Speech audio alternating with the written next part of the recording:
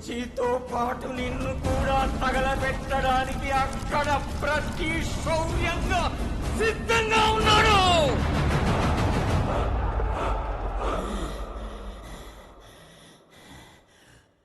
ఒక్కడు తప్ప.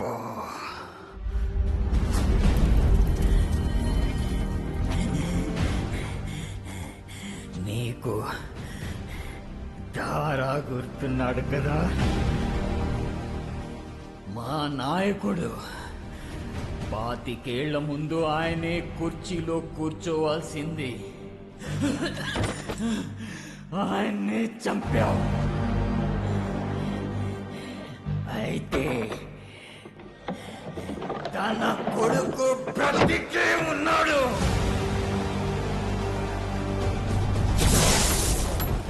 ఆ రాత్రి నీ కొడుకు వరద ధారా కొడుకుని కాపాడి కాన్సర్ నుంచి బయటికి పంపించాడు. ఇన్ని సంవత్సరాలుగా అతని కోసం వెతుకుతూనే ఉన్నాం. తనే తిరిగి వచ్చాడు. కాన్సార్లు అడుగు పెట్టినప్పటి నుంచి వాడొక్కడే ఏం చేశాడో చూశారు కదా.